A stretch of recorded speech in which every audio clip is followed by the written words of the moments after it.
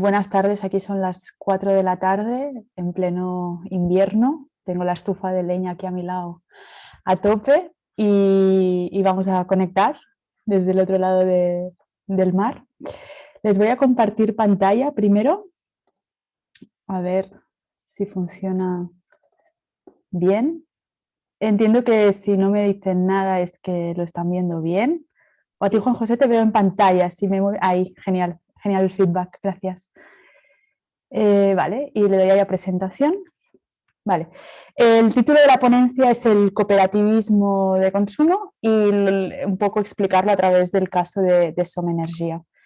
Vale, primero para situar mi intervención, deciros que el PowerPoint está en catalán. El catalán es mi lengua materna, es la lengua del territorio donde vivo, es una lengua minoritaria y para mí es un hecho, un acto político tener la presentación en catalán, aunque yo voy a expresarme en castellano. Y luego también situar mi intervención, que es desde el norte global, desde un lugar en Europa que tiene unos contextos muy diferentes al de vosotros y vosotras. Entonces, bueno, que quede situado y también ya de antemano pido disculpas si en algún momento hago algún comentario que no respete la diversidad presente o hago algún comentario fuera de tono, pues bueno, ¿no? Ahora mismo, o sea, somos realidades un poco distintas y a veces desde lugares de privilegio podemos hacer comentarios que no son apropiados y ya desde ahora pues pido disculpas. Vale, voy a seguir. La intención de mi intervención o sobre lo que me gustaría poner el foco no es tanto en lo que hacemos, sino en cómo hacemos lo que hacemos, ¿vale? Para nosotros el aporte político o el valor político se trata en la manera de hacer las cosas, ¿no? En este caso, la manera de generar economía, la manera de generar consumo, ¿no? Y la manera de aportar riqueza o crecimiento a nuestro entorno, ¿no? Y lo hacemos desde una perspectiva cooperativa, ¿vale? Que como veremos más adelante, lo que tiene como prioridad es poner la vida en el centro y satisfacer esas necesidades que tenemos como comunidad en lugar del lucro, ¿no? En lugar de ese beneficio mercantil, en lugar de toda esa lógica capitalista que por desgracia pues nos encorseta casi en todo lo que hacemos y en casi todo lo que somos, ¿no? ¿Por qué más que nunca es importante empezar a cambiar de paradigma a la hora de generar esta riqueza, ¿no? Pues bueno, no sé si estáis familiarizados con el concepto de ecofeminismo. Si no es el caso, os recomiendo lecturas de Yayo Herrero o videoconferencias de Yayo Herrero. Ahora mismo en el Estado español es una de las personas de referencia en pensamiento ecofeminista. Y habla de los conceptos de ecodependencia y de interdependencia a nivel mundial. Vivimos en un lugar finito, que es el planeta Tierra, y ya no hay tiempo para hacer las cosas pensando que nuestras fuentes son infinitas y que nuestros recursos son infinitos, ¿no? Hay unos límites biofísicos y hay que actuar y construir en relación a ello, ¿no? La naturaleza no solo nos provee de los recursos, sino también que la naturaleza nos provee de esa energía para hacer usables esos recursos que extraemos, ¿vale? O sea, la madre naturaleza, digamos, es la fuente de cualquier existencia que ahora pueda haber ya en el planeta Tierra, bueno, y antes, ¿no? Sí, ahora estoy pensando que estoy dando como indicios alienígenas o algo así, no, o sea, el planeta Tierra nos provee y es nuestro marco de existencia, ¿vale? ¿Qué pasa? Que esto choca, ¿no? o contradice a muchos, ¿no? a este paradigma capitalista que se basa en un crecimiento infinito y que es incompatible con una vida digna, ¿no? Lo hemos visto pues, con la crisis climática, la crisis de los cuidados, crisis de energía, de materiales, ¿no? O sea, esto está dando cuenta de estos límites, ¿no? Y la idea del ecofeminismo es que esta ecodependencia y esta interdependencia no tiene nada que ver con la experiencia subjetiva del mundo o no tiene nada que ver con esos imaginarios con los cuales representamos el mundo, ¿no? Es un hecho objetivo, material, ¿no? Y definitorio, ¿no? Entonces, ante estos nuevos retos o estas nuevas verdades que ya no dan parangón para seguir pensando que podemos seguir creciendo infinitamente, es necesaria una transformación cultural y de organización de las formas de vida, ¿no? Hay, bueno, pues en la idea del bien común, del buen vivir, ¿no? Y empezar a plantear vidas que puedan ser vividas dignamente, ¿no? Y los del norte dejar de pensar que el sur está a nuestro servicio, ¿no? Para que nuestra vida sea digna a costa de otras vidas que no lo sean, ¿no? Entonces, para nosotros el modelo cooperativo es una manera de construir una economía que fomente estas vidas dignas, que respete los límites físicos de la tierra y que exista en armonía con la realidad y con la totalidad del mundo, tanto natural como humano, ¿no? Y necesitamos instrumentos específicos para construir todo esto, ¿no? Entonces, esta responsabilidad colectiva ante ¿no? ante maneras de producir, distribuir, consumir, etcétera, tienen que ser ¿no? planteadas desde una innovación social que solamente puede atender a una lógica colectiva, ¿vale? Y desde ahí es cuando el cooperativismo es una herramienta aquí en Cataluña, en el Estado español, en Europa, ¿no? Es una forma jurídica válida para generar economía, pero que desplaza el ánimo de lucro para poner delante la satisfacción de las necesidades para vivir.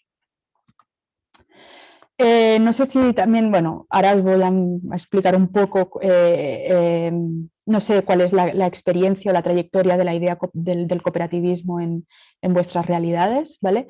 En Europa nace, o la historia relata una versión masculinizada, como es habitual. En este caso, ¿no? Se dice que nace en 1844 por los pioneros de Rochdale. Esto es en la Inglaterra, ¿no? En plena industrialización, cuando gente ¿no? o trabajadores de fábricas deciden empezar a coorganizarse para poder conseguir elementos básicos de buena calidad y a un precio digno, ¿vale?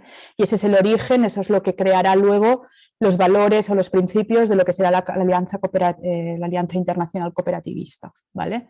Este es un origen antiguo, bueno, antiguo ya se remonta al 1844, es decir, hablamos de un paradigma que ya tiene una trayectoria consolidada, que es de carácter internacional y que por lo tanto ha demostrado que, ¿no? que sigue siendo válido, que sigue siendo viable y que pues, por ahora ha convivido con la lógica capitalista, dando respuesta a necesidades básicas humanas que tenían que ver con el vivir, ¿vale? Entonces, lo más importante son dos cosas, que la principal finalidad es garantizar los bienes de consumo en mejores condiciones, ¿vale? Con la finalidad de satisfacer la economía, entendiendo economía etimológicamente con la gestión de la vida común, ¿vale? Y que no hay voluntad de lucro, no hay finalidad lucrativa en estos modelos empresariales. Como ya se ha dicho en la presentación, Somenergia es una cooperativa que lo que hace es comercializar el bien de la energía, ¿vale? La electricidad como producto, lo que hace Somenergia es comercializar, y nace en el año 2010, ¿vale? Apenas 11 años y poco, ¿vale? Nace a través de una propuesta en la universidad, en un espacio de incubación de innovación de proyectos, ¿vale? Y se hace con la finalidad de poder abastecernos de energía verde, y a la vez y como toda opción cooperativa tiene que tener un impacto, pues también con la voluntad de transformar el modelo energético en el Estado español, que es uno de los grandes puntos oscuros ¿no? aquí en nuestro país, bueno, en España, ¿vale? Entonces, ante esta pregunta que plantea el profesor, me decía, gente, ¿cómo nos podemos proveer de energía verde ¿no? de manera distribuida, de manera soberana, y con voluntad de transformación? ¿Cómo lo podemos hacer, ¿no? Entonces, como respuesta al problema, al enunciado, sale la fórmula cooperativa, ¿vale?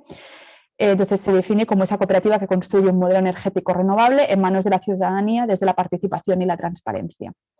Entonces, no sé, bueno, creo que ahí en América Latina Endesa es habitual Iberdrola, ¿no? Y muchas otras empresas del norte que tienen la pata puesta en América del Sur. Pues como alternativa a la facturación de la luz de estas grandes empresas, que aquí las llamamos el oligopolio, nace la factura de Somenergia, ¿no? O sea, una empresa como las otras que ofrece esta opción de poder tener la luz contratada en casa desde un paradigma totalmente distinto. Entonces, esto se hace gracias a la aportación y existencia de las personas socias de la cooperativa, ¿no? Que ahora pues somos más de 80.000 personas ya socias de la cooperativa, que hacen una aportación inicial al capital social. Aquí las cooperativas a nivel estructural jurídico se empiezan con un capital inicial, en este caso es de 100 euros por persona socia, ¿vale? Y con estos 100 euros nosotros por persona socia podemos empezar a operar en el mercado de la energía para comprar a las grandes empresas, a las distribuidoras, esa energía que luego las personas usuarias van a necesitar en sus hogares. Al comprar esta energía podemos llevar, ¿no? Podemos, digamos, hacer la tarea administrativa de llevar la luz a los hogares, ¿no? A través de la factura, y así ya empezar el ciclo económico, pues, de compra-venta de la energía como bien de consumo. Sí, bueno, aquí pongo una parte de la web, sobre todo para poder poner en valor que lo primero que se dice de Som Energia es que es una cooperativa de consumo, ¿no? Pero es una palabra que se puede decir rápido y que puede quedar vacía de contenido. Entonces, aquí para enfatizar, cuando decimos que es una cooperativa, estamos diciendo dos cosas. Por un lado, que hay una estructura jurídica, en nuestro caso nos basamos en la Ley de Cooperativas de Cataluña, y que aparte hay una voluntad de acción política, ¿vale? Las cooperativas tienen uno de sus principios, que es la del impacto y la transformación del lugar donde existen, ¿no? Del contexto en el que viven. Una cooperativa no puede vivir aislada y no entender que hay una interdependencia real con los territorios donde está practicando su intervención, ¿no? Entonces, aquí hay una voluntad de acción política que tiene que ver con una transición energética transformadora, ¿vale? Por lo tanto, todo lo que haga la cooperativa a nivel económico, a nivel, en este caso, de comercialización o de oferta de servicio, tiene que estar ligada y supeditada y retroalimentada con esta voluntad de acción política. Por lo tanto, no es tanto lo que hagamos, sino también cómo lo hagamos y para qué lo hagamos, ¿no?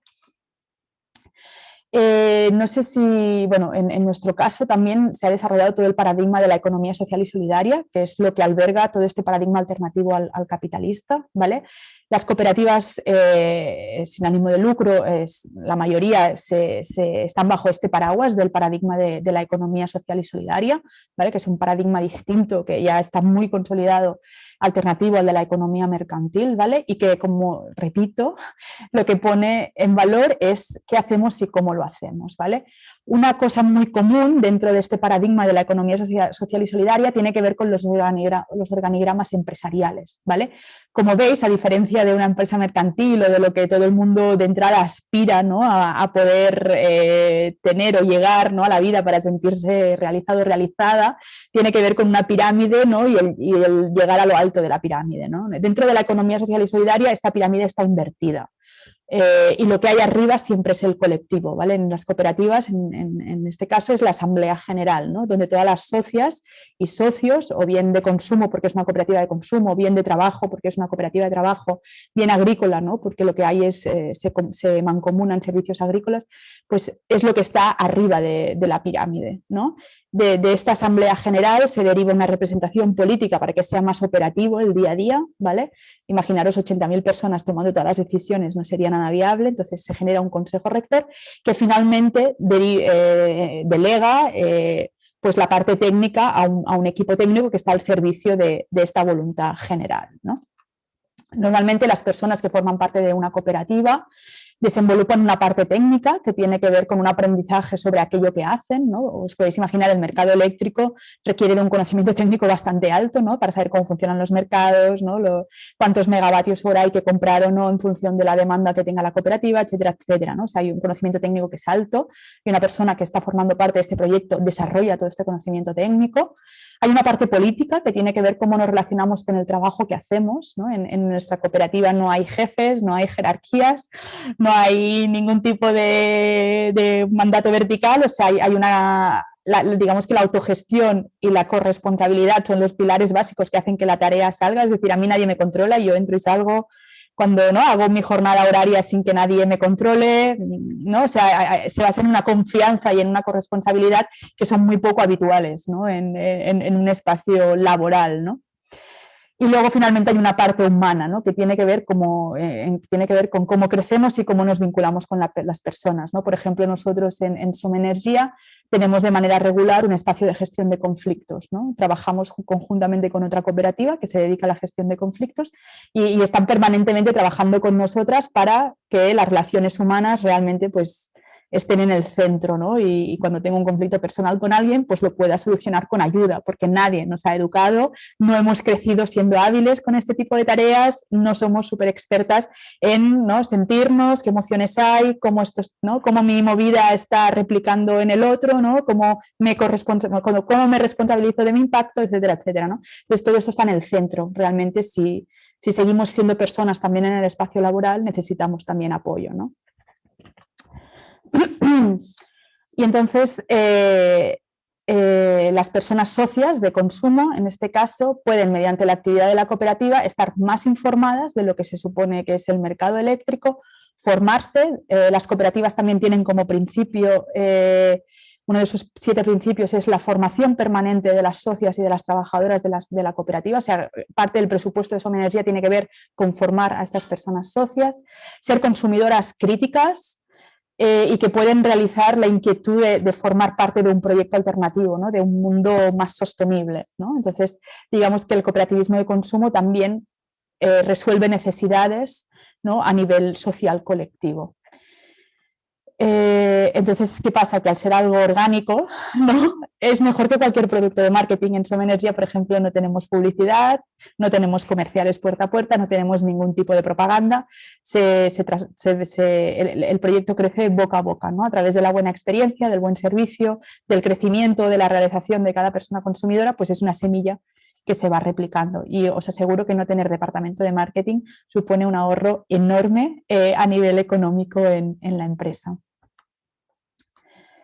Bueno, esto lo voy a pasar muy rápido, ¿vale? Que tiene que ver con la organización. Estos puntitos verdes son personas socias de consumo que están por todo el Estado español, ¿vale? Como os decía, estas personas socias participan de una asamblea general anual. Esta asamblea, aparte, luego cuando acaba, o sea, después de esa asamblea se delega a este consejo rector que durante un año estará haciendo el seguimiento más operativo, ¿no? de ver de lo político, y que delega en una gerencia colegiada y la gerencia en un equipo técnico la parte operativa técnica para desarrollar la actividad de consumo. Y dentro del equipo técnico, otra vez la dimensión política para esas socias de trabajo que también pueden participar de la asamblea, ¿no? O sea, como veis, es un pez que se muerde la cola, donde lo político y lo técnico está en simbiosis permanente, evidentemente con todos los conflictos que esto supone en el día a día. Entonces, por ejemplo, bueno, hablaba del, ¿no? el título de, no sé cómo voy de tiempo, me quedan 2 minutos o 3 igual. Vale. Hablaba de resiliencia en el sentido de que al no tener ánimo de lucro y al tener una capacidad colectiva de toma de decisiones, nos da más flexibilidad a la hora de sobrepasar retos que pueda haber. Por ejemplo, no sé si estáis al corriente, ahora mismo el precio de la energía en Europa está en sus máximos históricos. Por causa de los conflictos geopolíticos hemos llegado a tener precios en el mercado diario de 500 euros el megavatio hora, cuando lo normal era 40 euros el megavatio hora, ¿no? Antes de, ¿no? Hace un año. O sea, es un incremento súper heavy. Este cambio, este impacto en el precio de la energía, ¿no? Que hace que esté subiendo el bien que estamos comercializando, está haciendo que muchas empresas estén teniendo problemas de cash flow, ¿no? Porque tú cada día tienes que ir a pagar el bien que luego quieres comercializar, y hasta que tú no hagas esa factura a las clientas y usuarias no te llega este dinero de retorno, ¿no? Con lo que durante un tiempo tú estás avanzando un capital, un dinero que si tú no lo tienes previamente es muy difícil que puedas sobrepasar este bache, y comercializadoras pequeñas están cerrando a día de hoy en el Estado español y en Europa por causa de esta tensión geopolítica actual que afecta a los precios de la energía. En Som Energia, ¿qué ha pasado? Que antes de cerrar, ¿no? Que hemos estado muy a punto, hemos pedido a las personas socias que hiciesen aportaciones al capital voluntario de la cooperativa, que ese es un instrumento que tiene el cooperativismo para autofinanciarse y no depender de entidades privadas financieras, ¿no? Es decir, que las propias socias de la cooperativa pueden aportar dinero al proyecto cooperativo también con un rendimiento, con un interés a esa aportación, ¿no? Que da más autonomía a la cooperativa y le da más independencia a la cooperativa. Y gracias a esta aportación que hemos hecho, hemos recogido casi 15.000 euros 15 millones de euros en estas semanas, ¿vale? 15 millones de euros en estas semanas gracias a la aportación de las personas socias de la cooperativa, pues hemos podido seguir operando en el mercado y seguir ofreciendo nuestro bien de consumo sin tener que cerrar, ¿no? Cosa que otras empresas, las pequeñas, han tenido que cerrar, y las grandes han hecho pues, de manera poco transparente, ¿no? y de manera muy confusa, pues subidas de precios o movimientos raros que muchas de las personas usuarias no han sabido entender, ¿no? Y eso ha generado pues también que mucha gente viniera ahora a Som Energia, ¿no? Y este es un pequeño ejemplo de resiliencia. en el que quiero poner en valor, que en este caso ha sido una aportación económica, pero en otros momentos tiene que ver con la movilización o con la acción de lobby, o etcétera, etcétera, ha hecho que este sentirnos parte pues nos haya hecho surfear este momento difícil. Y creo que si ya voy bien de tiempo, me quedaría aquí.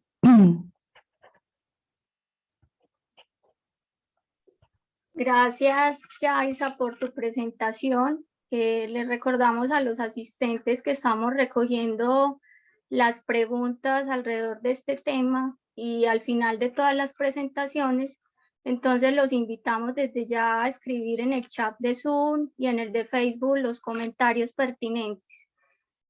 Ahora damos paso a la presentación, cómo democratizar las energías renovables para enfrentar la emergencia climática, a cargo de Juan José del Valle, de J3M Global. Pero antes contarles que Juan José es ingeniero en electrónica industrial de la Universidad Carlos III de Madrid y máster en energías renovables por la Universidad San Pablo CEU de Madrid. Durante los últimos 15 años ha sido ingeniero de proyectos, jefe de operación y mantenimiento, director de obra y auditor en cientos de proyectos de energía solar fotovoltaica en España y Ecuador. Actualmente es director ejecutivo de J3M Global. Esta organización lleva más de 15 años asegurando el bienestar de las personas mediante la creación de proyectos destinados a conseguir una sociedad más sana, relacionando elementos naturales con su entorno, incluyendo el uso de los recursos renovables disponibles para satisfacer su demanda energética. Adelante, Juan José. Muchas gracias a todas y todos por vuestra presencia y por la invitación. Bueno, primero de todo, la presentación de Yaisa me ha gustado mucho porque trata un tema que tiene que ver con lo humano y muchas veces nos olvidamos de lo humano a la hora de enfrentar lo que es la crisis climática, ¿no? Y pongo, por ejemplo, la película de Don't Look Up, que no mires arriba, que estoy viendo que está ahora en Netflix. Esa película se puede ver desde muchas perspectivas, ¿no? Para quien no la haya visto, un meteorito se dirige hacia la Tierra y los científicos y personas concienciadas quieren evitar ese choque y quizá lo que apuestan los científicos es hablar pues, con los líderes del mundo para ver si ellos pueden frenar ese meteorito pues, con gran tecnología. Para mí lo que me quedo en esa película fundamentalmente es la sensación de que esos humanos distraídos, mirando su celular, sin cooperar, sin reunirse con ellos, sin cuidar, digamos, la familia, los amigos, sin cuidar lo emocional y sin relacionarse con el entorno y con la naturaleza, son completamente incapaces de afrontar esa emergencia. No pueden, es completamente imposible porque la mente está dispersa, la mente está en otro lado y me da la sensación de que como especie no estamos evolucionando en la mente, en el corazón, como deberíamos hacerlo, ¿no? Entonces, cuando habla Yaisa de los valores de la cooperativa, los valores de la cultura, de la educación, es ahí donde fundamentalmente hay que apuntar. Por eso me ha gustado bastante la conferencia y nunca hay que olvidarlo, ¿no? Y en el cambio climático pasa eso. Podemos delegar las decisiones en los líderes mundiales y esperar que desde lo técnico se solvente, pero seguimos sin solucionar el grave problema que tenemos como humanos, ¿no? Que tenemos que ser más humanos. Entonces, nada, yendo un poco a responder esta pregunta y relacionándolo también con el tema de la ponencia, ¿no? Ciudades y cambio climático, cómo nos adaptamos, pues simplemente, a ver si puedo avanzar, ahí estamos. Perfecto, pues simplemente ver lo que sería esta imagen, ¿no? Sabemos que hay un cambio climático desde hace pues, varias décadas y sin embargo vemos que la concentración de carbono en la atmósfera pues, sigue aumentando año a año, ¿no? Desde Kioto pues casi van a pasar 30 años y lo que pasa es que la curva sigue en aumento. ¿Por qué hay tanto carbono? ¿Por qué sigue aumentando el carbono? ¿No? Vemos esa relación clara de que el aumento del carbono parece que aparece a partir del siglo XIX, ¿no? Con la era industrial. Y bueno, este es el porcentaje de carbono desglosado por el uso y por cómo la humanidad pues está emitiendo ese carbono, ¿no? Y vemos que fundamentalmente tiene que ver con la energía. Más del 73% de las emisiones de carbono se generan por la energía, 18% tiene relación con la agricultura, los bosques, el uso de la tierra, desperdicio un 3% y la industria un 5%. Pero es en energía, en cómo nos transportamos, en cómo usamos energía en los edificios, en las ciudades, en todo lo que necesitamos fabricar para mantener nuestro nivel de vida, y todo eso requiere de energía. Entonces, ¿qué ocurre? Pues eso, si vamos ahora de nuevo al siglo XIX, vemos que la humanidad vivía en base a la biomasa, a la madera que quemaba para alimentar la energía, para generar vapor, cómo se empieza a utilizar el carbón, y a medida que va avanzando el siglo XX, vemos cómo de repente irrumpe con fuerza el petróleo, y a partir de los años 30 empieza a aumentar la proporción de energía con petróleo, y se empieza a explotar el gas, empezamos a usar más carbón, y resulta que llegamos al año 2020 y prácticamente más del 80%, 85% de la energía a nivel mundial se sigue generando con gas, con petróleo y con carbón. De ahí sale ese 70% que veíamos antes, ¿no? Todas esas emisiones tienen que ver con que la humanidad, con que el mundo se mueve con energía fósil, con energía sucia. Y toda nuestra civilización actual se sustenta en eso.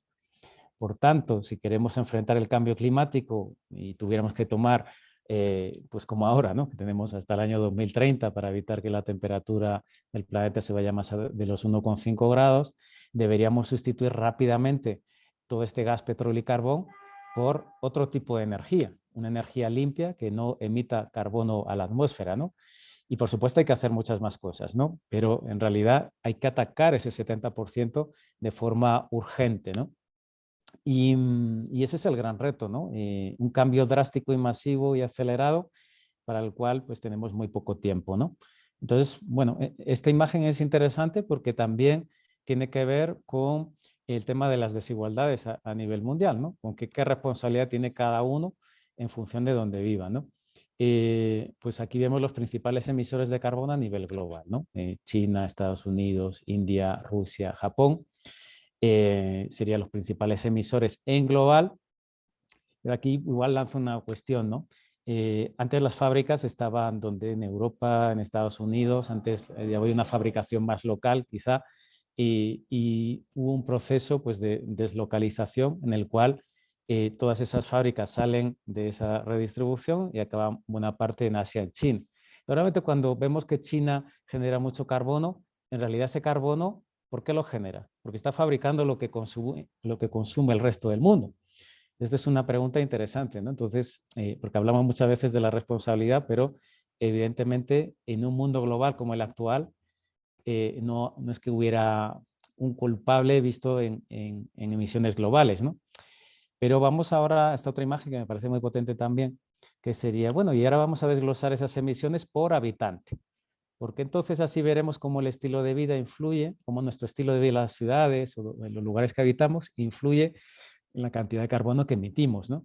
Y claro, aquí está claro, ¿no? Que un ciudadano pues, de Estados Unidos, pues que está entre 10 y 20 toneladas anuales de carbono por habitante, pues consume mucho más que un ecuatoriano que está entre 1 y 2 toneladas de carbono, ¿ya?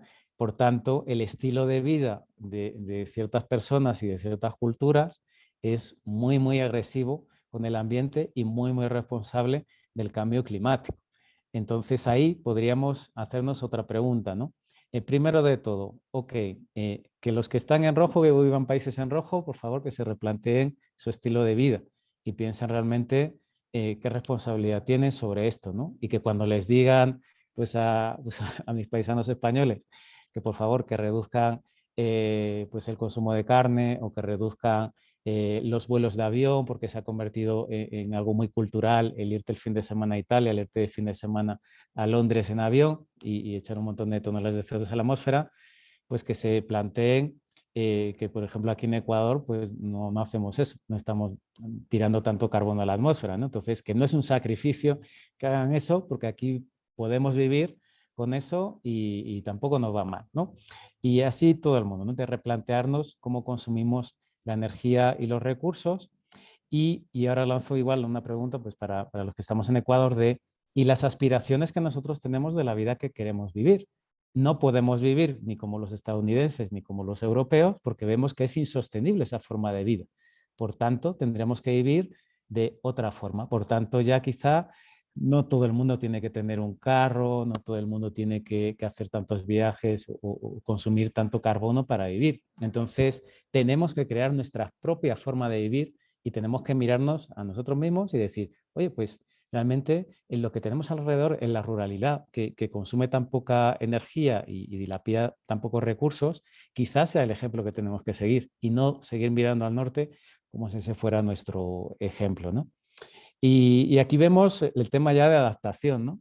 Pues es curioso el contraste, porque esta imagen lo que nos dice en los países que tendrán más riesgo en cuanto a lo que se aviene con el cambio climático, con las inundaciones, con los eventos climáticos extremos, a los que más les va a costar, pues más les va a afectar el tema de las cosechas, la agricultura, la producción de alimentos, etcétera, etcétera, versus los menos afectados, ¿no? Debemos de color verde los países que menos sufrirán las consecuencias del cambio climático.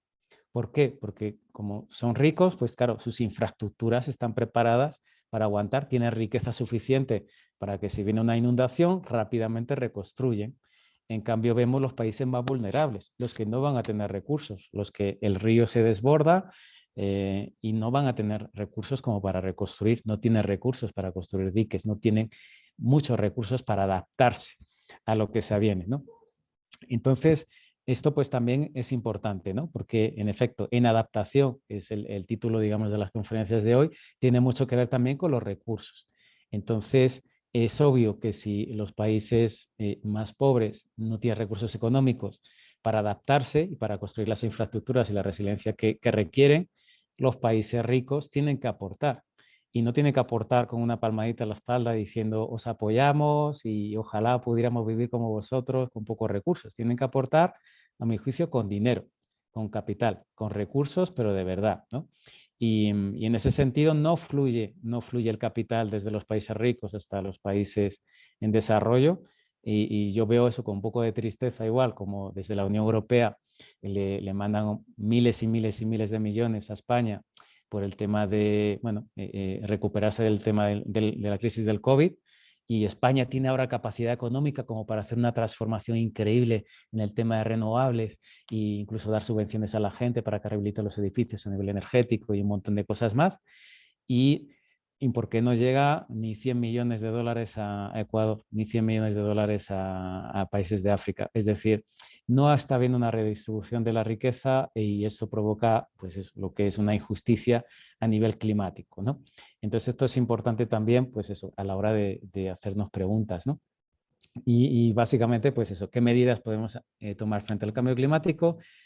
Dos conceptos clave: mitigar, que es reducir rápidamente las emisiones de carbono, que era lo que veíamos antes, ¿no? Dejar de consumir la energía como la consumimos, y adaptarnos, que en el fondo es asumir que ya hay cambio climático, asumir que las consecuencias ya están aquí y evidentemente protegernos, crear resiliencia.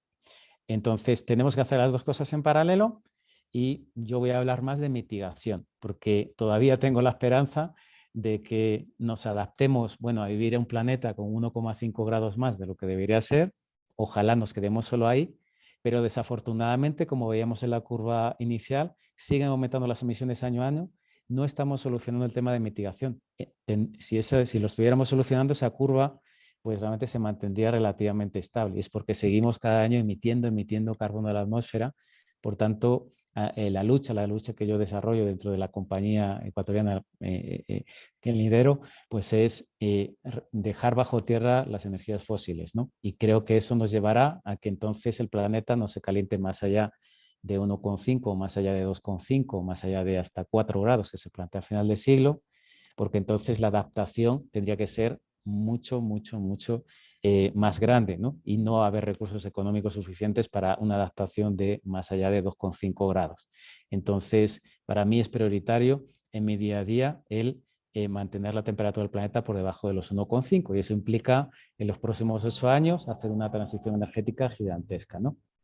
Y caminar hacia esto que está tan en boga, ¿no? Un 2050 en el que el mundo sea neutro en carbón, en el que realmente si algo tenemos que emitir, porque evidentemente nunca vamos a dejar de emitir cierta cantidad, al menos no sea con energía fósil y podamos de alguna forma también compensar eso, ¿no? Pero de una forma realista, ¿no? Esto tiene relación con los objetivos de desarrollo sostenible, el 13 y el objetivo 7. Y bueno, en nuestro día a día, las personas que habitamos las ciudades, pues también podemos actuar frente al cambio climático, ¿no? Como decía al inicio. Es decir, no es algo que uno delegue solo a los líderes y ya se despreocupe y bueno, que ellos lo solucionen, ¿no? Realmente es importante el tema de ejemplaridad y es importante vivir nuestro día a día de una forma más sostenible, porque así creamos sociedades que sí que serán capaces de demandar a los políticos que sean más coherentes. Si yo no soy coherente en mi día a día, ¿cómo le voy a requerir a mi vecino o a un político que lo sea en las políticas públicas? Pues bueno, es muy importante trabajar este tema de las decisiones personales, ¿no? Y vemos este estudio bueno, que fue muy popular y salió y fue un poco mediático, que hablaba de las principales medidas que habían calculado ellos para reducir carbono, ¿no? Entonces fue tan mediático porque una de las propuestas era tener un hijo menos. No decían no tener hijos, decían tener un hijo menos. Y esto estaba enfocado no a países en desarrollo, estaba enfocado a los países ricos, ¿no? Que como un país rico, como veíamos antes, cada persona tiene una huella de más de 10 toneladas de carbono, pues fíjese, si nace un estadounidense más, son 10 toneladas de carbono más, pero hemos visto, si nace un ecuatoriano más, es solo 1 tonelada más. Entonces, realmente esto aplica, digamos, para los países ricos fundamentalmente, ¿no? Pero como decía, si en Ecuador queremos vivir como esos países, al final acabaremos siendo también generadores de estos problemas, ¿no? Por tanto, a mi juicio, todo esto nos aplica a nosotros también aquí donde vivimos. Y vemos que las medidas de alto impacto, las que más reducciones de carbono podrían evitar, serían, en efecto, vivir sin coche y movernos en transporte público. Yo creo que aquí en las ciudades veo mucho eso. Realmente no hay tantos vehículos como hay en Europa. Pero, ¿qué ocurre? Que hay un problema. Como el transporte público es de mala calidad, pues eso hace que mucha gente aspire a tener coche para vivir más cómodamente. Tenemos que mejorar el transporte público, ¿no? A ver si ahora el compañero que trabaja en el municipio de Quito nos puede hablar un poquito de este tema, ¿no? De cómo Quito trabaja para un transporte público de calidad y que anime a la gente a utilizarlo, ¿no? Reducir los vuelos. Pues es eso. ¿Por qué tenemos que volar? Bueno, gracias al COVID nos hemos acostumbrado a las videoconferencias, perdemos lo que es más humano y el contacto físico, pero ganamos que no estamos emitiendo tanto CO2 a la atmósfera, ¿no? Quizá el futuro sea ese, viajar local, ¿no? Viajar no transportándonos a lugares tan lejanos, haciendo amigos en Japón que quiero ir a verle, sino más bien haciendo amigos y tejiendo red aquí en los países en los que habitamos, ¿no? Comprar energía verde. Bueno, esto tiene que ver con cómo consumimos la energía. En Ecuador, más del 85% de la energía eléctrica viene de fuentes renovables por el tema de las hidroeléctricas que tenemos, pero poca gente sabe que como la población aumenta, el consumo aumenta, está aumentando las necesidades de energía y se plantea la construcción de nuevas centrales térmicas que van a quemar, ¿qué? Van a quemar pues, gasoil o van a quemar gas. Entonces, hay que comprar energía verde que genera energía limpia y aspirar a un 100% de energía renovable, ¿no? El tema del transporte también es súper importante, movernos en carros eléctricos o vehículos eléctricos, autobuses eléctricos, pero empezar a eliminar ya de nuestras ciudades los vehículos de combustión.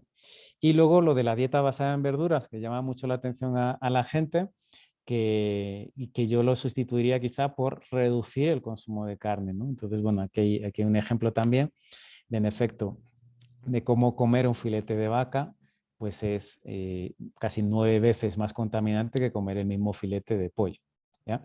Entonces, igual, deberíamos reducir el consumo de carne y de nuevo no mirar a Estados Unidos como un ejemplo de cómo se alimentan, sino más bien reconocer que en el campo que rodea nuestras ciudades acá en el Ecuador, pues la verdad la riqueza que tenemos de alimentos verdes es increíble, ¿no? Entonces, podemos reducir también las emisiones de carbono relacionadas con esto, ¿no? A lo que voy es, la adaptación de las ciudades al cambio climático requiere de un cambio de mentalidad y mucha educación para que cambiemos la forma en la que vivimos y habitamos las ciudades, ¿no?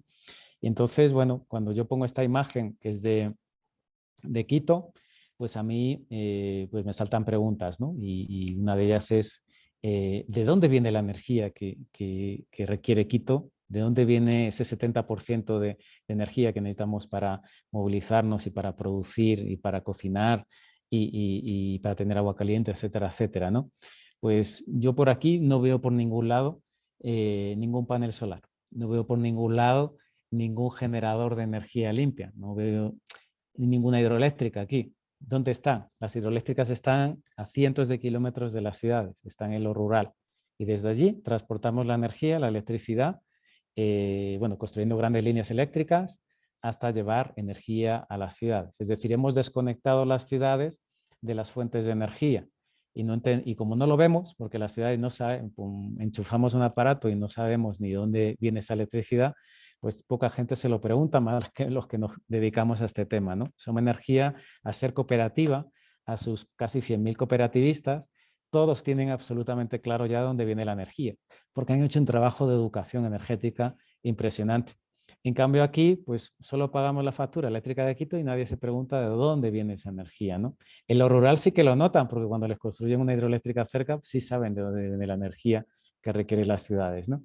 Entonces a lo que vamos es, esto estaba mal planteado, se planteó mal desde un inicio este diseño de las ciudades y lo que tenemos que es reconvertir estas ciudades para que generen su propia energía, para que sean autosuficientes, para que sean, digamos, más verdes y que haya más parques, porque como vemos aquí prácticamente no hay árboles por muchos lados, ¿no?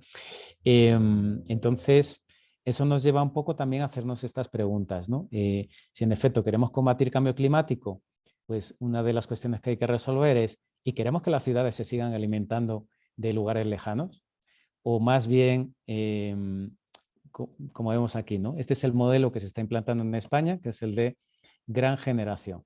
Es generar energía a los lugares lejanos a las ciudades con fotovoltaica y con renovables, es decir, están contribuyendo a mitigar el cambio climático, pero la solución sigue siendo generar lejos de las ciudades y sigue siendo que otros tomen la decisión y no hacernos responsables nosotros de esa generación de energía limpia.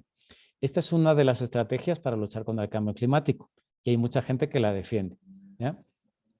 Para mí, la solución tiene más que ver con lo que vemos aquí a la izquierda, ¿ya? Y os cuento un ejemplo que está ocurriendo también aquí en el Ecuador, en Galápagos. En Galápagos, como sabéis, se alimenta fundamentalmente, obtiene la energía de quemar combustible fósil en grandes generadores diésel, ¿ya? Digamos Santa Cruz, por ejemplo, si habéis ido por allí, toda esa electricidad que utilizamos ahí viene de generadores diésel. La mayor parte, prácticamente, seguramente sea más del 80 o 90% de la energía eléctrica. Una pequeña parte viene de esos aerogeneradores eólicos donde está el aeropuerto, pero buena parte viene del generador. Entonces, la solución, vamos a poner un gran generador solar, proyecto con Olopus, para dejar de quemar tanto carbono con la energía fósil. Bueno, pues una solución es esa. Bueno, pongamos un gran generador que cuesta 63 millones de dólares en el norte de la isla, y eso va a ser ¿de quién? De una empresa que se llama Gran Solar.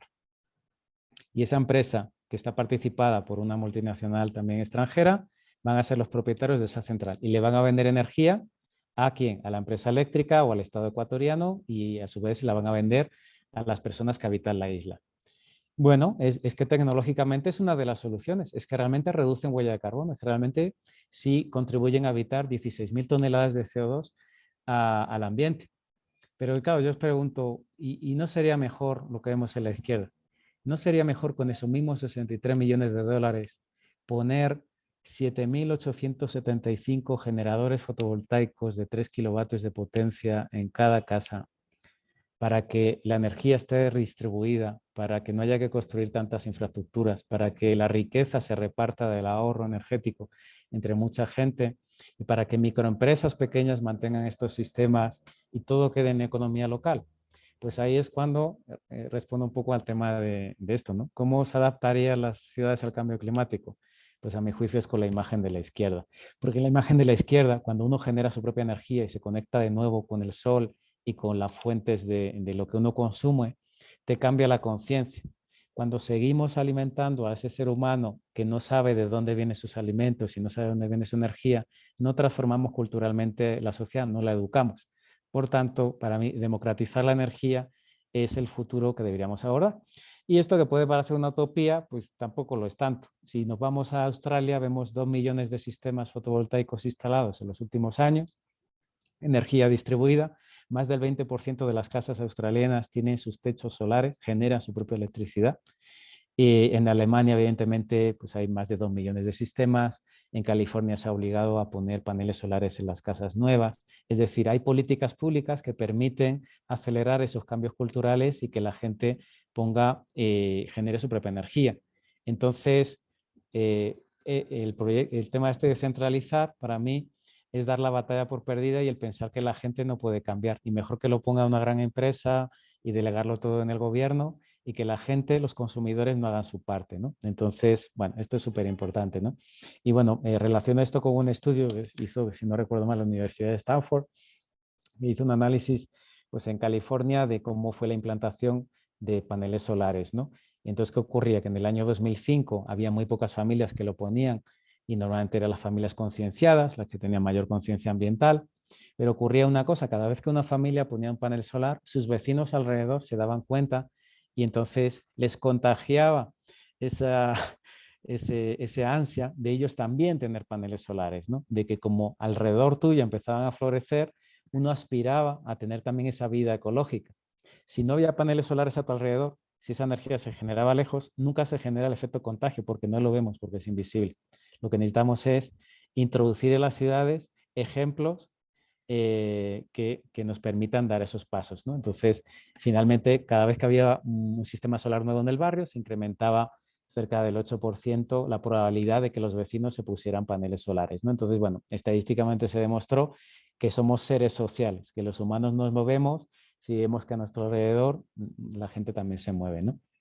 Entonces, ya por finalizar, simplemente daros otros ejemplos de otras opciones, ¿no? Quizá ese parque de Galápagos de 63 millones se podría haber socializado y que el 10% de esa planta, pues 6 millones de dólares, pues ciudadanos ecuatorianos hubieran podido participar como una cooperativa y ser copropietarios de esa central solar.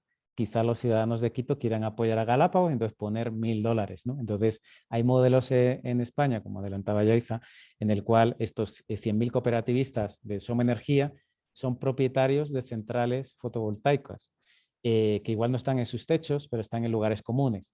Y esto soluciona que mucha gente de la ciudad pues, no tiene techo propio, pero bueno, tiene dinero en el banco y podría quizá aportar a generar energía limpia en otro lugar, compensando su consumo que tiene la ciudad, ¿no? Son ideas interesantes que ya se están llevando en práctica, ¿no? Aquí, pues el ejemplo es esta noticia, Sergio, el conserje que ha invertido en 60 plantas fotovoltaicas.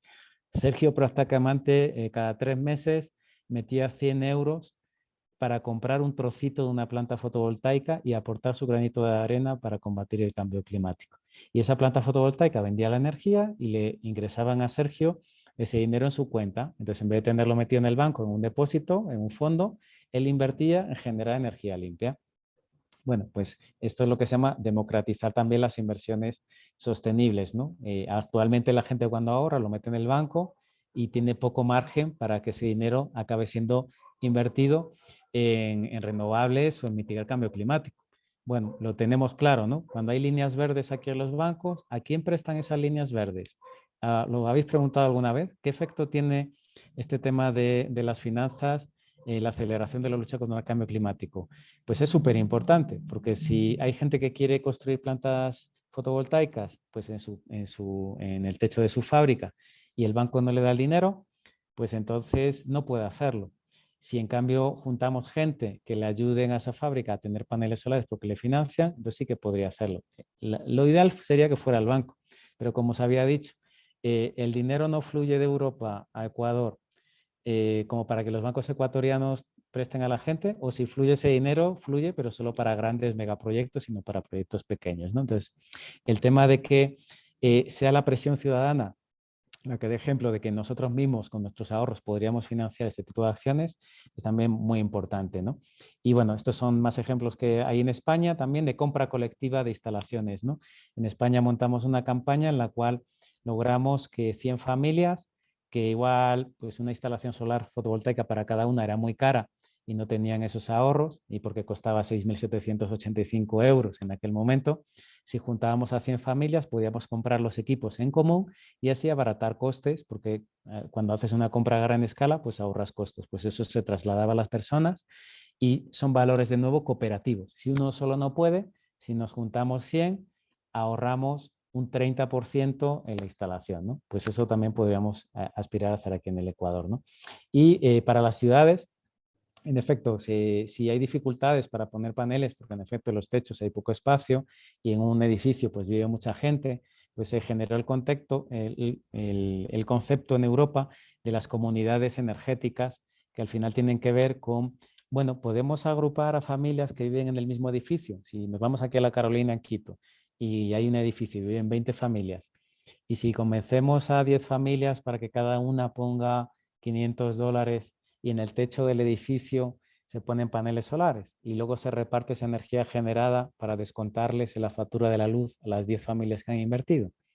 Y os digo 10 porque en una comunidad de vecinos raro será que el 100% quiera invertir, las 20 quieran invertir, ¿no? Pero esto contribuye a esos valores comunitarios de unión, de cooperar y bueno, de hacerlo viable y posible, ¿no? Y aquí un ejemplo, en efecto, como en un techo de un edificio en Madrid, pues se pusieron paneles solares en el techo, había poco espacio, pero se logró hacer porque entre varios vecinos se organizaron y cada uno puso un poquito de dinero y luego esa energía se reparte entre esos vecinos, ¿no? Y bueno, y solo para finalizar, ciudades y también pueblos y también comunidades, ¿ya? Nunca dejemos de lado que pues, en Ecuador más de 500.000 personas no tienen acceso a la electricidad de calidad y moderna, tienen velas, tienen pilas para alimentar linternas y vemos aquí los porcentajes, ¿no? Como en la zona de Amazonía sigue siendo las personas pues, que están marginadas de la energía eléctrica moderna y eso le limita mucho en cuanto a su futuro y a su educación. Entonces, para mí también luchar contra el cambio climático es dotar de electricidad a todas estas personas, pero eso sí, si ellos consumen tan pocos recursos, si ellos viven tan en armonía con la naturaleza, ¿cómo va a ser que les vayamos a llevar energía igual desde lugares lejanos, con líneas eléctricas grandes o igual con generadores diésel? No, no, lo que hay que hacer es, pues como hizo Perú, un programa masivo fotovoltaico para, en efecto, a estas 500.000 personas, a estas probablemente también cerca de 200.000 familias que no tienen luz, llevarles luz, pero que sea luz con energía limpia. Y esto es posible hacerlo y esto también tiene que ver con eso, con que esas comunidades sean más sostenibles, ¿no? Desafortunadamente, si ustedes viajan por las zonas, pues verán que en efecto hay generadores diésel, es decir, ellos están tratando de obtener energía y lo que ven que es más barato y más viable es lo que tienen más a mano y a veces es diésel o gasolina. No, está en nuestra mano también desde las ciudades, lograr los recursos económicos que permitan redistribuir la riqueza y permitan financiar que toda esta gente tenga acceso a la energía y bueno, pues aquí está el objetivo, ¿no? Esta es una cooperativa de mujeres, una asociación en Esmeraldas que ayudamos a conformar desde mi compañía, que ellas están distribuyendo lámparas solares y paneles solares para llevar la luz a gente que no la tiene. Un emprendimiento local en el cual ellas, pues eso, se empoderan, protegen sus bosques, protegen su tierra y luchan contra el cambio climático. Y solo termino con que, como les decía, esto también es responsabilidad del norte y aprovechando que está Yaiza por aquí, a ver si también desde vuestra cooperativa también nos podía compartir luego, y eso le lanzo como pregunta, cómo desde su cooperativa también podría haber una relación norte-sur en la cual sus cooperativistas aporten recursos al Ecuador como para que podamos hacer también nuestra transición energética. Pero es que necesitamos el dinero también. Entonces, a ver si se le ocurre alguna idea o nos podría dar algún consejo. Gracias. Agradecemos a Juan José por la presentación. No está de más recordarles a los asistentes y participantes que vamos a estar recogiendo sus preguntas y cuestionamientos al final de las presentaciones. Igual los que quieran hacer sus intervenciones, vamos a estar abriendo el micrófono para que puedan hacer directamente la pregunta a los panelistas.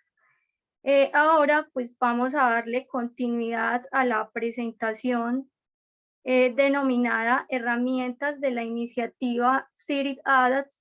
Presenta Diego Enríquez del proyecto Nature for Cities, pero antes contarles un poco quién es Diego. Diego es especialista en sostenibilidad urbana. Actualmente es coordinador nacional del proyecto Nature for Cities, que cuenta con recursos del Fondo Verde del Clima y es coordinado por el Ministerio del Ambiente, Agua y Transición Ecológica e implementado por el PNUMA en Latinoamérica. Cuenta con una experiencia de más de 15 años en proyectos públicos y privados en las áreas de gestión ambiental, cambio climático, infraestructura y recursos naturales, y desde luego el sector de energía. Anteriormente lideró la planificación de cambio climático en la ciudad de Quito con la implementación de proyectos de cooperación de adaptación y mitigación. Ha sido parte del grupo de trabajo para definir un perfil de certificación como especialista urbano del grupo de cambio climático propuesto por el Banco Mundial, y también participó en las iniciativas sobre la acción climática para la conferencia Hábitat 3. Ha participado en más de una decena de cursos internacionales sobre sostenibilidad y ciudades. Ha estudiado ingeniería ambiental y la maestría de estudios urbanos en Flaxo, Ecuador. Adelante, Diego.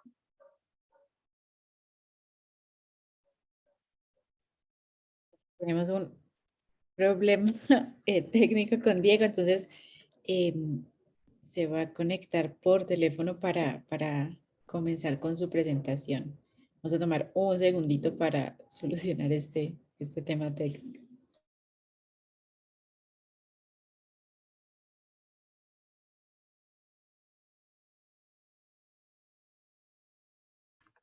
Diana, Diego, ¿si está conectado o no?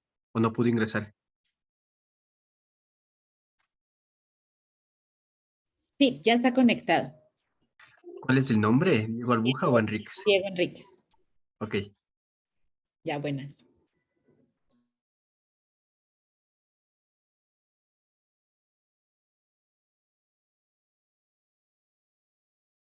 Listo, Diego. ¿Puede activar su cámara y su micrófono, por favor?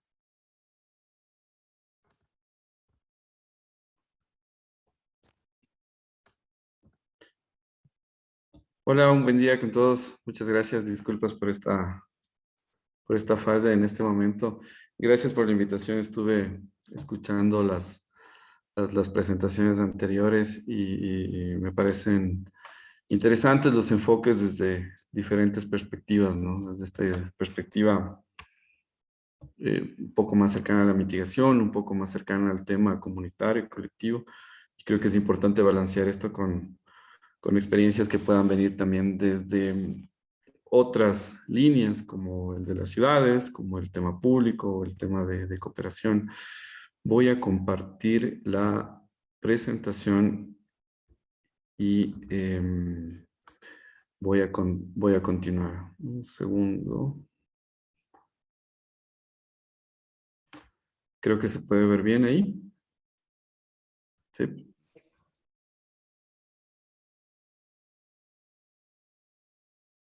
Y ahí se ve. Lo vemos. Adelante.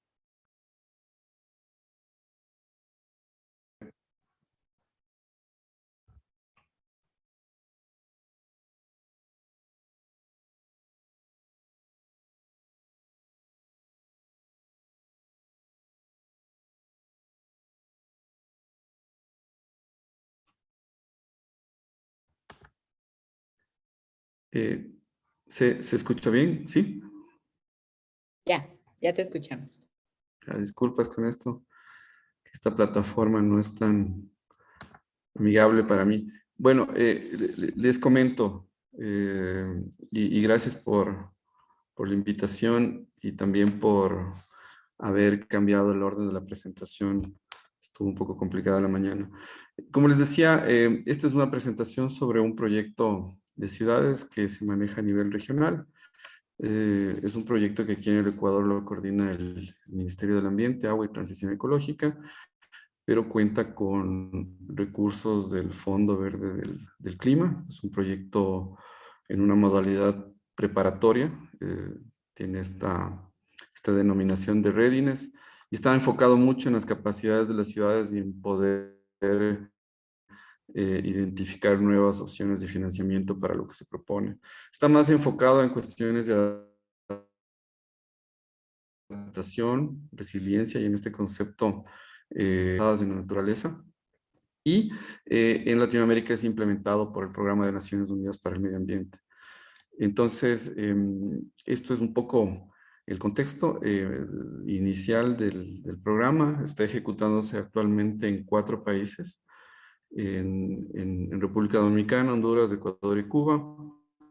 Y próximamente se va a ampliar a 3 países adicionales, a Panamá, Guatemala. Entonces, un poco para presentar el contexto del proyecto y tratar de aportar a este espacio de discusión en la especialización del liderazgo, cambio climático y ciudades. Un poco comento sobre el contexto regional y los productos que se van a establecer. Si hay alguna falla o interrupción en mi presentación, me comentan nomás, veo como la solvento en ese sentido. Este es el proyecto, se denomina Nature for Cities. Como les digo, busca acercar los temas de soluciones basadas en la naturaleza al tema urbano. ¿Y por qué la naturaleza? Básicamente es porque a nivel de Latinoamérica los recursos naturales tienen su significancia, ¿no? Se dice que Latinoamérica tiene el 40% de la biodiversidad del mundo. Latinoamérica tiene la mayor cantidad de humedales de todo el mundo también. Y las soluciones basadas en la naturaleza a nivel global, como un dato interesante, pueden aportar en más de 1/3 con todos los compromisos climáticos que se requieren a nivel global, principalmente con los de adaptación, que son los que están cercanos a este tema porque es una medida de adaptación, pero también con los de mitigación. Entonces, su impacto en la reducción de emisiones y la relación con la cobertura vegetal y los humideros es significativa. Entonces, por eso son tan importantes estos conceptos que están en el escenario de la adaptación y también son importantes estas condiciones a nivel de Latinoamérica. También vale complementar que 60 millones de personas en Latinoamérica tienen un nivel de riesgo climático vinculado a los temas de precipitación al menos, ¿no? Entonces es una fracción de población significativa en ese sentido. Entonces, eso más del crecimiento de las ciudades, que ustedes saben que es también una tendencia fuerte a nivel global en Latinoamérica, hace que se estructuran este tipo de iniciativas y que se vean los fortalecimientos de capacidades en las municipalidades y que en ese sentido. Ese es el programa, es un programa, como les decía, coordinado por el Ministerio del Ambiente en representación del gobierno del Ecuador, pero ejecutado a nivel regional por el Programa de las Naciones Unidas para el Medio Ambiente y su Oficina Regional para Latinoamérica. Estos son los contextos y los contactos en ese sentido, y un poco para empezar hablando del enfoque de soluciones basadas en naturaleza y todos los temas urbanos.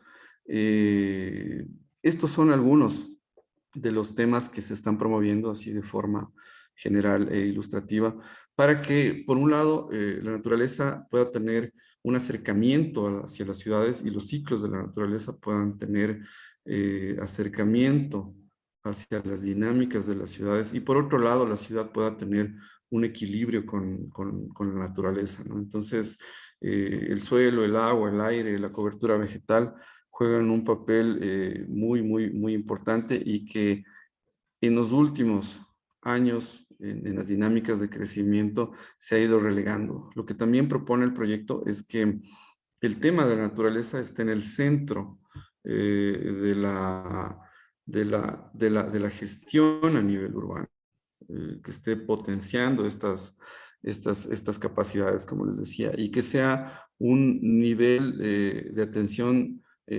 primordial en la planificación local, pero que también sea un tema de atención prioritaria en la toma de decisiones de las autoridades con las cuales hay que trabajar y hay que motivar este tipo de propuestas para equilibrar y aportar al tema de resiliencia y desarrollo sostenible, ¿no? Además, también los temas de naturaleza están inherentes a la ciudad y seguirán inherentes los siguientes años, y tratar de equilibrar esta relación, pues, nos ayuda a mantener este equilibrio. Ahí ven ustedes algunos de estos ejemplos en los cuales se puede trabajar este tipo de soluciones, que además pasan mucho por el tema de mucho por enfrentar las amenazas extremas del cambio climático, y tienen que ver ahí, como pueden observar, con el drenaje del agua, con la impermeabilización, con la cobertura vegetal, con el manejo del suelo, con el manejo también de las iniciativas periurbanas y rurales que están conectadas a la ciudad, y en fin, entender todo el proceso ecosistémico de los recursos y la dinámica de las ciudades para equilibrar estos temas, ¿no? Aquí un ejemplo un poco más Diego, ilustrativo, tomando en cuenta una ciudad. Sí. no, no nos está pasando la presentación, seguimos en la primera diapositiva. En serio. Sí. Uy.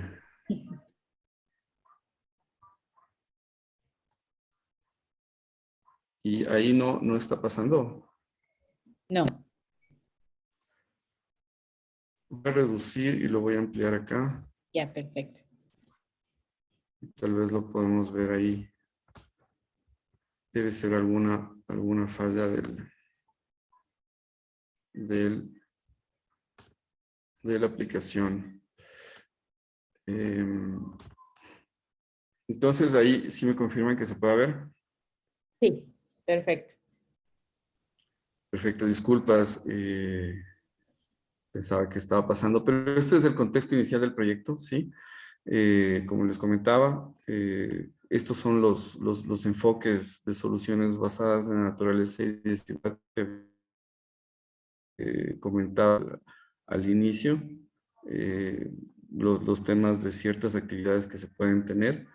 En esta diapositiva estaba este momento tratando de comentar las condiciones y las dinámicas de la ciudad, el manejo del agua y el tipo de actividades que pueden generarse en ese sentido, como el manejo de ecosistemas o la recarga de los acuíferos o el manejo en sí sostenible de los recursos naturales que están involucrados en el abastecimiento de agua, los niveles de ordenamiento y fomento para prácticas de agricultura más equilibradas con la naturaleza, prácticas un poco más familiares y comunitarias como la captación de agua lluvia, prácticas más urbanas como el tema de los pavimentos permeables y en definitiva todo este tipo de actividades que permiten que en este caso el manejo del agua pueda estar más equilibrado con la naturaleza y con los recursos de la naturaleza en ese sentido, ¿no? Este es el enfoque del proyecto. Como yo les comentaba, es un proyecto preparatorio y está involucrando un conjunto de 4 países y 6 ciudades en este momento. Una se debe seleccionar en el país y ese proceso de selección todavía sigue en revisión. Y se va a trabajar básicamente estos temas, ¿no? Primero, una base de conocimiento e información sobre vulnerabilidad y riesgo climático vinculado a los temas de planificación y a los temas de institucionalidad de las municipalidades. Pero muy cercano también con el diferente conjunto de actores de cada ciudad que no solo son institucionales, sino que se pretende que sean de un buen nivel de representación, a nivel de la ciudadanía y la sociedad civil, pero que además esté acompañado por la academia, obviamente, y el sector privado. Y además del conjunto de las diferentes dinámicas territoriales que se puedan tener, ¿no? Entonces, es una base de conocimiento en ese caso sobre estos temas. Un trabajo sobre los marcos de planificación y de políticas que se puedan tener a nivel nacional y local sobre este enfoque de soluciones basadas en la naturaleza, para trabajar propuestas principalmente a nivel urbano en ese sentido, sobre el enfoque adaptativo y sobre el tema de soluciones basadas en la naturaleza. También se pretende trabajar en la estructuración de un plan sobre este tema específico a nivel de la ciudad y que pueda compaginarse con los otros planes como los planes de desarrollo que se están ejecutando y que se actualizan cada cierto tiempo en las ciudades de la región, ¿no? Y también acelerar toda esta interacción que existe entre la ciudad y el sector privado, entre, creo que tengo ahí un mensaje, lo permito, entre esta dinámica de crecimiento de la ciudad en las diferentes intensidades que se pueda dar en cada sector y, y con los diferentes actores, pero que de alguna forma pueda integrar estos criterios de naturaleza y de soluciones basadas en naturaleza y de adaptación en propuestas de crecimiento inmobiliario, de zonas de expansión, pero también en las áreas donde puedan existir procesos de vivienda comunitaria y en otras dinámicas como el crecimiento periurbano que no necesariamente obedece directamente a lógicas tan claras en ese sentido. También una línea de financiamiento sobre estas iniciativas con un enfoque de cambio climático, tomando en cuenta el sector privado, pero también tomando en cuenta estos mecanismos de aplicación de iniciativas a nivel internacional. Y toda una plataforma de conocimiento sobre estos temas que se comparte a nivel nacional y regional, que tiene mucho que ver con este trabajo de adaptación y cambio climático en las ciudades, que no solo se lo pretende manejar a nivel institucional, como les digo, sino trabajando mucho con la decisión de las autoridades y principalmente con la población. Estos son los productos de los cuales hemos hablado y esto ya voy a pasar un poco más rápido. Quería solo que conozcan cuál es el contexto del proyecto, pero tiene herramientas como estas, documentos como estos, como los análisis de riesgo y vulnerabilidad, que son fundamentales para las ciudades, estos planes adaptativos a nivel urbano, estas promociones de marcos de normativa para implementar estos temas, estas guías financieras y estas propuestas de proyecto a nivel internacional. Este es un proyecto que, como les decía, se maneja conjuntamente en este momento con 6 ciudades y se manejará en un total de 13 ciudades hacia mediados de este año en la región, en 7 países. Y todos estos temas se pretenden despertar en las ciudades, se pretenden motivar en las ciudades y se pretenden también conectar las diferentes experiencias que se puedan tener para que estos productos sean mucho más favorables y de interés del quehacer de la ciudad y de la municipalidad y se puedan encontrar sinergias en ese sentido. Para avanzar he intercalado algunas presentaciones pequeñas sobre el enfoque de soluciones basadas en naturaleza y cómo esto interactúa con los temas de cambio climático. Este es el que propone BBF, en el que resalta el tema de la participación de las personas y también resalta el tema de la reactivación de la economía, ¿no? Entonces, lo que se pretende es que este tipo de iniciativas, además de generar capacidades para enfrentar los temas de cambio climático y generar los temas de resiliencia, pues puedan involucrar a la ciudadanía en este tipo de iniciativas que permitan revalorizar la naturaleza, ¿no? Y que además puedan generar opciones de fuentes de empleo con implementación de este tipo de temas, ¿no? Hay metas muy amplias ya hacia el 2030 sobre frenar la deforestación a nivel global y sobre revertir la deforestación.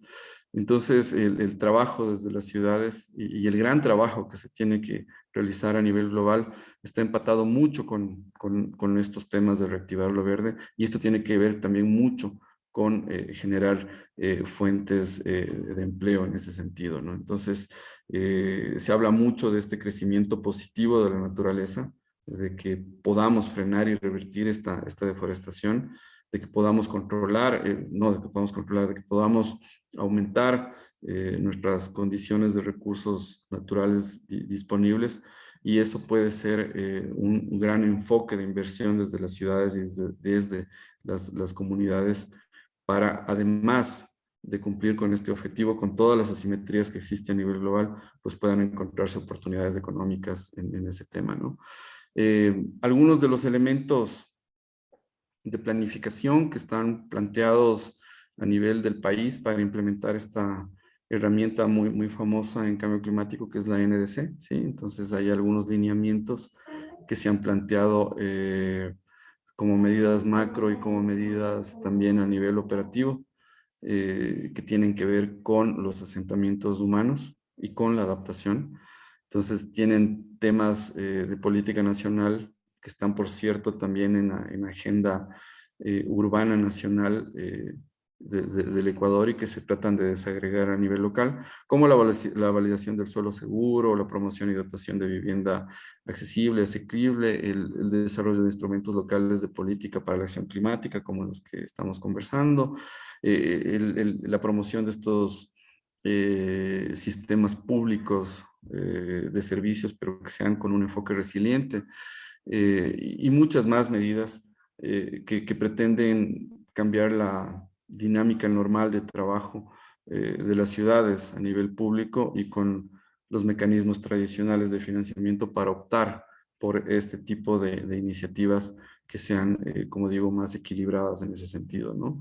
El proyecto también pretende trabajar en esta línea local, nacional y regional. A nivel nacional hay varias políticas que tienen que ver con esto. Hay un plan nacional de adaptación, hay un plan hacia la descarbonización, hay todo el trabajo del NDC, de la Estrategia Nacional de Cambio Climático, y también a nivel regional el fomentar las relaciones y los aprendizajes que pueda haber entre las ciudades y las diferentes realidades que tenemos en la región. Y motivar, como les decíamos, el trabajo de las autoridades a través de iniciativas como esta, que es la del Pacto de los Alcaldes por el Clima y la Energía, que está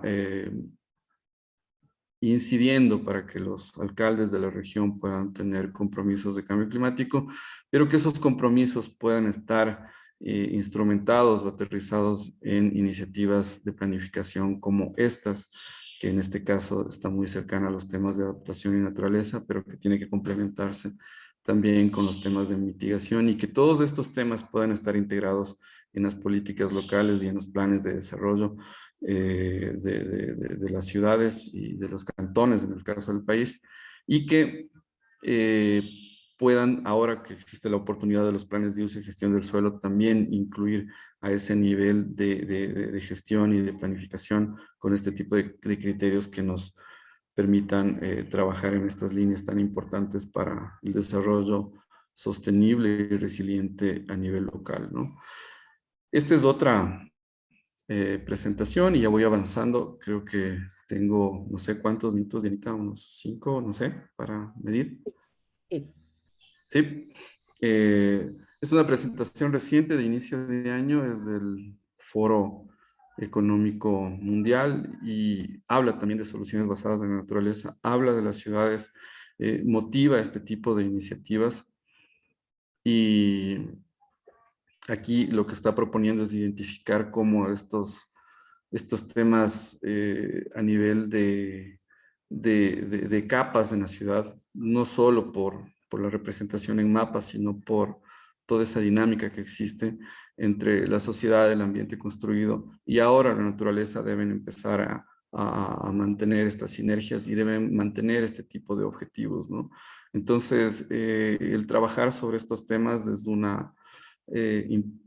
nivel de importancia global que se debe estructurar a nivel local, tiene una lógica estructurada en ese sentido, pero también conlleva muchos beneficios adicionales que tienen que ver con la calidad de vida y también con la calidad de los recursos naturales de cada espacio, ¿no? Entonces, iniciativas como estas están siendo planteadas en diferentes sectores, por diferentes organizaciones a nivel global y regional, y de alguna forma todos los mecanismos de propuestas de proyectos con todos los enfoques que puedan tener, como los que habíamos escuchado en las primeras presentaciones, pues puedan encontrar esos mecanismos y que puedan integrarse estos temas de financiamiento hacia las instancias en donde se pueda llegar con estas ideas, ¿no? Veíamos algunas propuestas sobre los temas de paneles y las comunidades y todo el tema energético. Entonces, los espacios en donde se estructuran este tipo de proyectos y donde se pueden plantear iniciativas están en al menos estas opciones. Seguro hay otras también, pero creo que estas son las que tienen como la mayor disponibilidad de recursos por todo lo que representa el Acuerdo de París y todos los mecanismos de financiamiento en ese sentido, ¿no? Ya para terminar, solo identificar algunos de los beneficios de la adaptación urbana basada en la naturaleza, tanto a nivel rural o periurbano, pero ahí tienen algunos datos en ese sentido. Entonces, con los temas de cobertura vegetal a nivel urbano se puede regular la infiltración del agua de la ciudad en un 50, en un 70%, ¿no? Con los temas de zonas, de áreas verdes y de arbolado consolidado a nivel urbano, se puede llegar a disminuir 1 grado centígrado de esta sensación térmica por el efecto de isla de calor en las zonas donde se puede llegar a intervenir.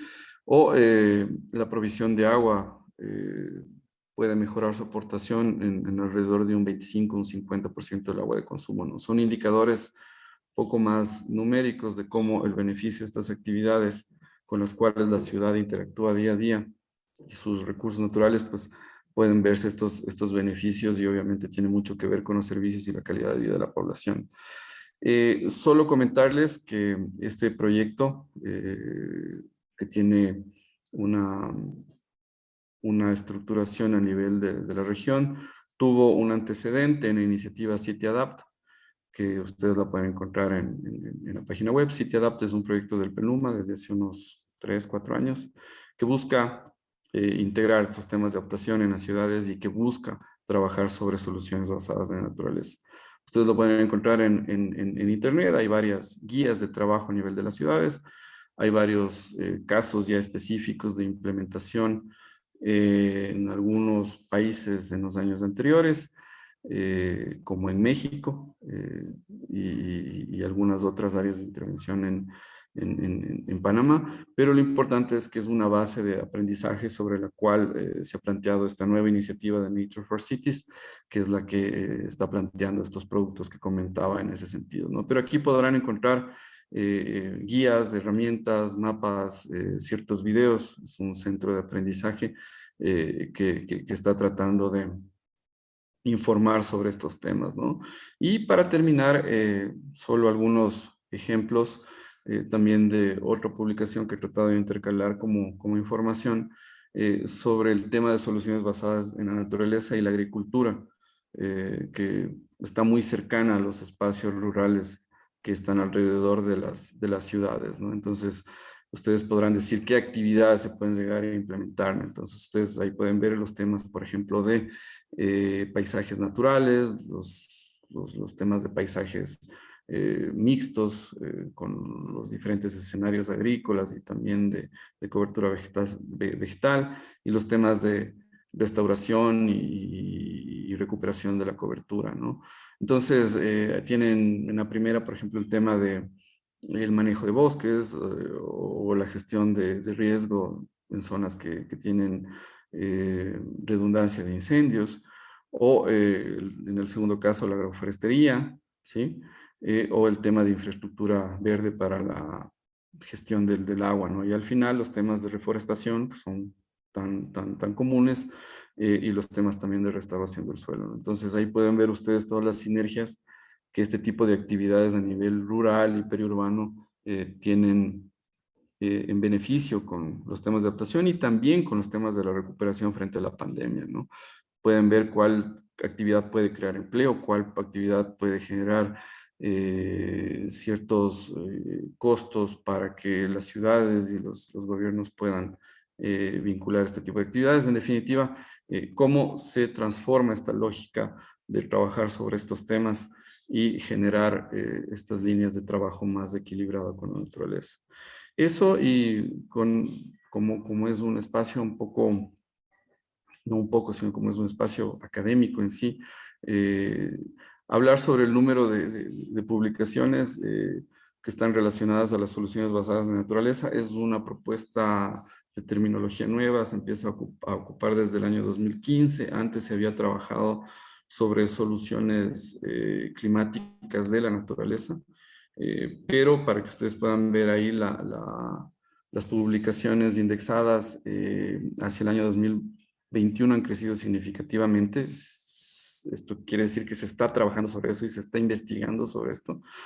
Y obviamente están en un rango sobre las 1.800 publicaciones en los últimos 10 años, que es este rango de análisis de Scopus, ¿no? Entonces, esto que también quería dejarles como un tema de investigación que está siendo latente, un tema de gestión que está tratando de involucrarse, que no necesariamente es una nueva línea de trabajo, sino que se debe integrar a los temas de las políticas de desarrollo, a las políticas de adaptación y a las políticas locales, bajo este enfoque de poner al centro a la naturaleza y de trabajar sobre estos beneficios de las soluciones basadas en la naturaleza, ¿no? Entonces, eso es lo que yo quería comentarles brevemente sobre el proyecto y sobre la información adicional en la región.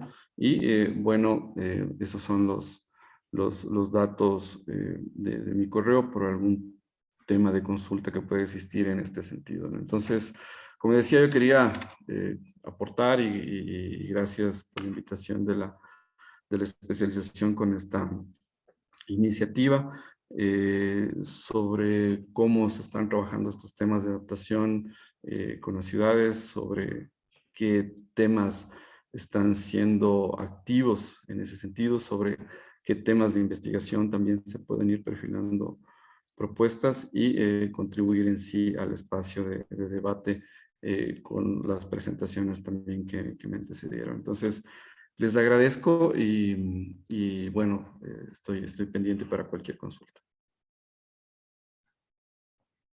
Agradecemos a Diego por su presentación y asimismo a los demás participantes, a Yaisa, a Juan José.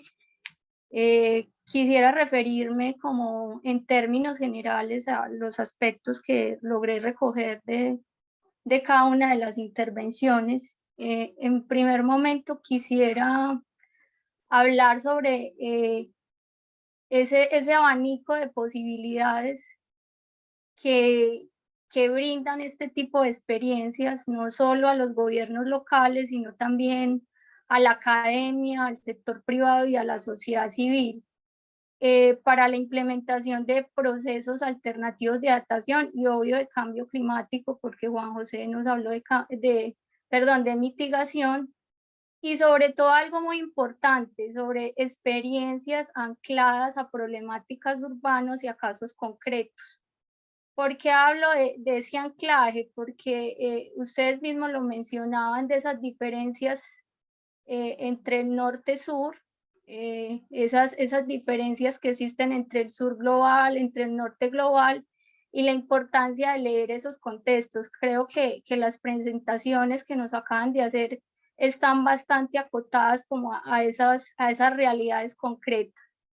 En ese sentido, creo que también es importante recalcar que la implementación de estas medidas de adaptación o mitigación no es una tarea exclusiva del Estado. Creo que casi todas las experiencias nos mostraron ese trabajo en red, esa importancia de ser propositivos y de fomentar, digamos, la articulación como con otros actores. Y eso es una ganancia para las ciudades porque redunda en que las ciudades tengan a su disposición un amplio portafolio de acciones y mayores capacidades de respuesta, sobre todo en estos tiempos de coyuntura climática que es tan necesario. Otro aspecto al que quisiera referirme tiene que ver con la construcción de conocimiento desde un contenido crítico. Creo que también lo pudimos evidenciar acá, y es que cuando uno escucha a alguno de los ponentes, evidencia que están convocando a crear nuevas alternativas, a crear ideas innovadoras, a plantear otras posibilidades de acción climática en las ciudades, y eso de alguna manera desde acciones que repiensan y cuestionan ciertos abordajes de modelos dominantes, como lo mencionaron ustedes, de esos paradigmas también como lo mencionó, creo que ya Isa, de ese paradigma capitalista, creo que Juan José también estuvo por esa línea, y de cuestionar esos modelos que a veces están calcados o copiados de otros lugares, que no se adaptan a las realidades locales, que van a veces en contravía de la sostenibilidad que dicen proteger, de manera que encuentro muy valioso este diálogo crítico, esta construcción de conocimiento crítico, porque creo que es muy valioso y muy fructífero como ese diálogo de diferentes visiones en los tiempos actuales. También quisiera referirme a la apuesta al servicio de la sociedad de estas alternativas y a la circulación y fluidez del conocimiento. Creo que eso también es algo en común que encontramos en todas las experiencias, y es que, pues, si uno analiza un poco el abanico de experiencias de adaptación y de mitigación que uno ve en las ciudades, pues no todas logran conectarse o no todas logran impactar o vincularse de manera propositiva a la sociedad. Y creo que un factor determinante que hace la diferencia en este sentido es como lo que ustedes planteaban, temas como la investigación rigurosa, esa lectura o esa conectividad o mejor conexión con el contexto urbano que se despliega desde la experiencia y que están planteando soluciones a las problemáticas actuales de las ciudades. Creo que eso es bien importante. En cuanto a la circulación de la experiencia y mejor del conocimiento, creo que la reflexión un poco también para los gobiernos locales, para la academia, para la empresa privada, es que la utilidad de la democratización, que es otra cosa que encontré importante, y acceso a la ciudadanía de este tipo de estrategias ayuda o facilita la adaptación y la mitigación al cambio climático. ¿En qué sentido? En que todas estas estrategias necesariamente requieren de un compromiso social, en la reconfiguración de ciertas prácticas, en la planificación colectiva, y en ese sentido, pues es necesario que sean construidas de la mano de la ciudadanía, porque esto garantiza pues aspectos como la integración, el diálogo de saberes, la retroalimentación permanente de estas estrategias, la multiplicación, la apropiación y desde luego mejores prácticas para la gobernanza y pues para una acción resiliente y transformadora. Entonces creo que nos queda pues a todos la reflexión. Creo que aquí encontramos un abanico de posibilidades desde, aquí estamos reunidos la academia, está el sector público, creo que, Diego, podemos decir que estás también ahí en el sector público, la experiencia local, entonces creo que es importante pues como esta articulación en pro de las acciones de mitigación e innovación para el cambio climático. Bueno, ahora sí quisiéramos pasar algunas preguntas de las personas que nos acompañan en la presentación. Por acá hay una primera pregunta que está dirigida a Yaisa. Es de Melisa Moreno. Nos dice, buenos días, una pregunta para Yaisa. Muchas gracias, muy interesante la aproximación del cooperativismo. Mi duda es respecto a cómo el modelo cooperativo enfrente o entiende los impactos por la extracción de los recursos que sostienen la producción de energía y que se extraen en gran medida en los países del sur: litio, coltán, madera, balsa, cobre. Voy a mirar si por acá hay otra pregunta para que hagamos una primera ronda. Por acá tenemos otra pregunta. Esta es dirigida para todos. Entonces, para que estemos muy atentos.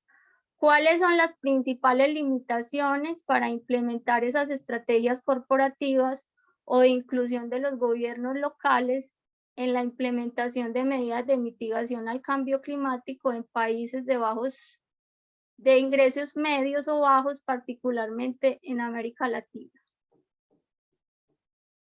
Vamos a arrancar con esta que es para todos y enseguida, Yaisa, te damos la palabra.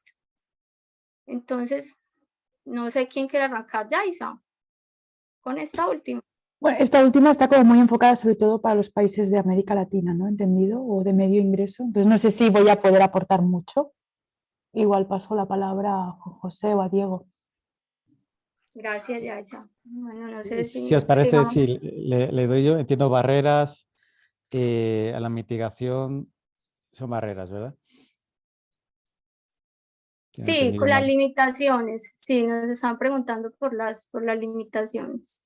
Claro, bueno, la principal limitación es la lucha por la supervivencia aquí de tanto las empresas como las personas, ¿no? En realidad, nuestra mirada está focalizada en nuestro día a día, en nuestro presente, en sacar adelante la economía, en las crisis que nos avienen, ya sean económicas o sociales, y evidentemente el problema al ser global pues cuesta aterrizarlo cuando ya la realidad pues a veces es muy dura aquí, ¿no? Y hablo desde todos los puntos de vista, ¿no? No solo desde la gente de las comunidades, que evidentemente por la falta de acceso a educación, a salud, a alimentación de calidad, etcétera, pues son las que deberían ser siempre la prioridad, sino ya subiendo para arriba y acercándonos a las ciudades, pues ya lo que hablamos, las clases medias con una inestabilidad laboral, y las empresas que en efecto tienen muy pocos recursos para poder invertir en lo que serían tecnologías de mitigación. Es decir, claro, cuando ponemos muchos ejemplos aquí de poner paneles solares o hacer edificios más eficientes,